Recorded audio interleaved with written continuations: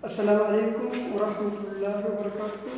قبلتو تافي جابتو تنا أمم كم جبتو نجيا كيساني بقى نجيا أنجلات أنيس نجيا الحمد لله قال تربي إيجا هردفتو تنكي أرى بروسا هدو اسم فايدو تكو كمدين اسم فيها إيجا بروسا ويا أرنتنا حالا فيسبوك كيسان نمني اسم جلا هاكر هنقوني يمكن نمني اسم جلا شخصين سني إرتي اسم برسيسو ديما إيجا هريوتن كيا فيسبوك هاكر اسم جلا قولو يمكن فيسبوك كيسان شخصني سينو كرا هدو تجراج كرا ليه كنا كيسا مراسا اسمتني هما كان اسم برسيسا جتشو أرلا إيجا هريوتن كيا نموني هدون يرو ناف برسيتان أرجعت فيسبوك كيا نجلا هاتي فيسبوك كيا نماتو أفسي سينا جرا فيسبوك كيا بكا غرغرا راسينا ما جراني وان أكس جو هدوتو غما كيساتين ملكا إيجا هريوتن كيا فيسبوكين كرا لما موسدي كوفان كان هاكرتو دند توكو لينكي نموني اسم بين يوكين نموت والكون نمتين كم اسم تيرجن تكل قولكم أو أكهم بن نموني لينكي مكاكي إرتيلاني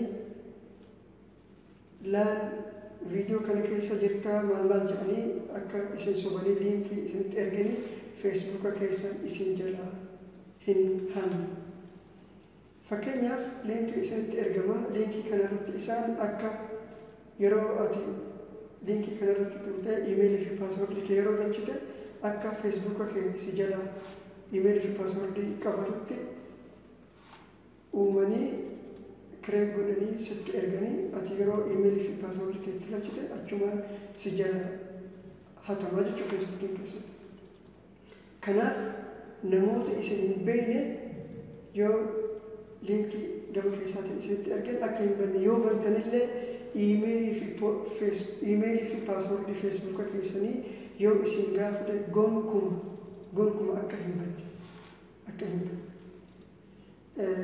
كلام اسم فلاما كرابراتين فيسبوكي كيسان نمني توكو كان شخصي سيرو دندون جل قون كوما نموني فيسبوك هاكرين قولو دندها شخصي سيرو دندها جل اسم صبي قلت أبان فلي شخصي سينو هندندو إيجا هريوتن كيا كرا إسا براتو جرا إتين فيسبوكين كيسان فودامو دندهو جتو كرا كناس فيديو أرانتنا كنا كيست إسن أغرسيسا هنگا تمورا سغنتا كيات كينولين توران أفيراكي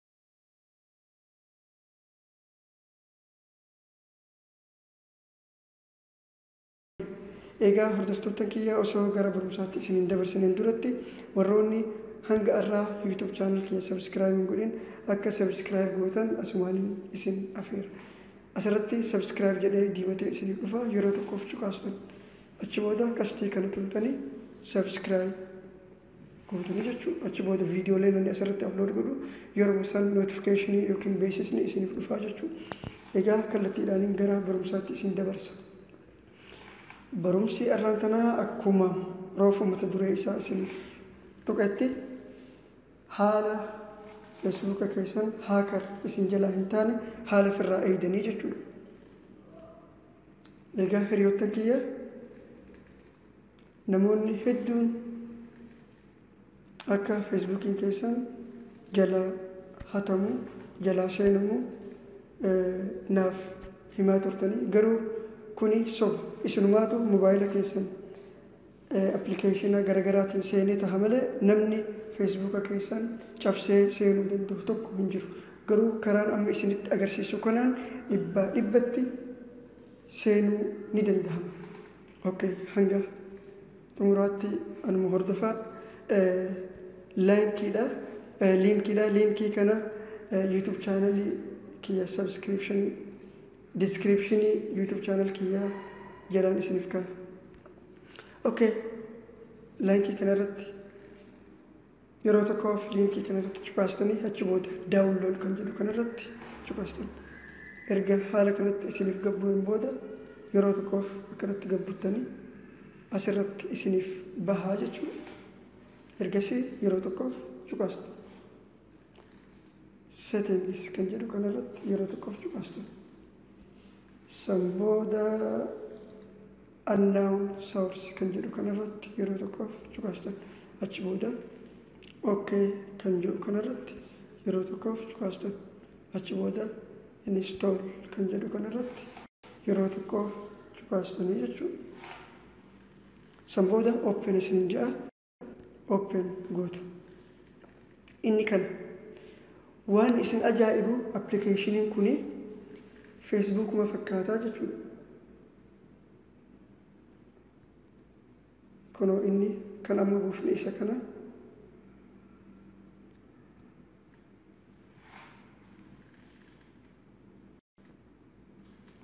Kunoo applicationin isa kanaa jechuudha.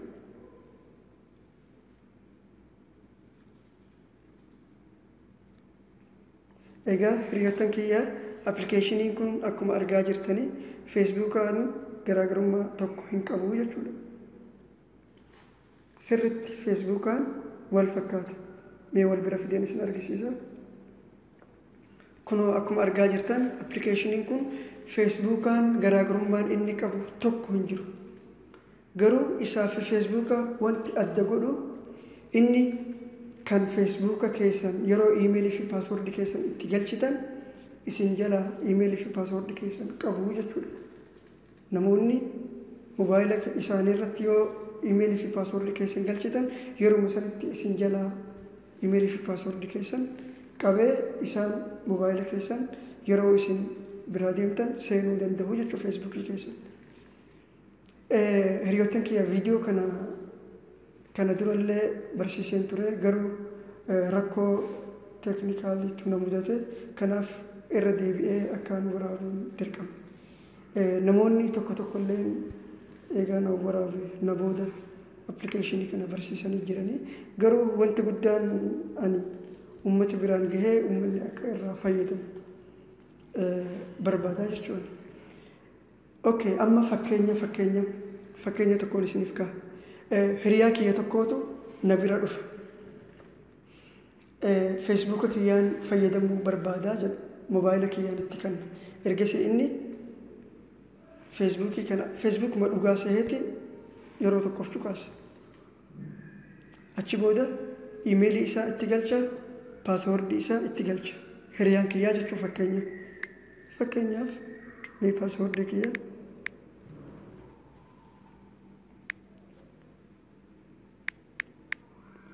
Kunooti akkuma argitan imeelii fi paaswordii yeroo inni itti galche loogiin godhaa jechuun hiriyaan kiyya mobaayila kiyya irratti fakkeenyaan isin argisiisaa jira. Yeroo hiriyaan kiyya kanatti naqee maal jedhan login file sorry unable to login please check your internet connection jedhanii jechuudha. Garuu internetni kiyya dhibbatti ni hojjeta.